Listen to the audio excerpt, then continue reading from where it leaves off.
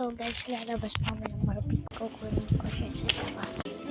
Oh, dito pala ito. Oh, ganda-ganda. Ngayon ko lang pinopost yung Barbie ko sa'yo. Natin. Wait lang. Makeup na lang. Ito. Hirapan ako sa camera guys.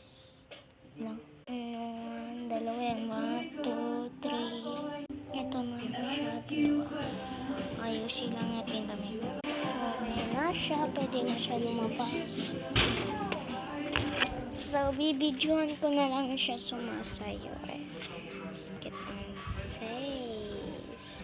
Guys, akin. Kasi hindi naman kami parehas.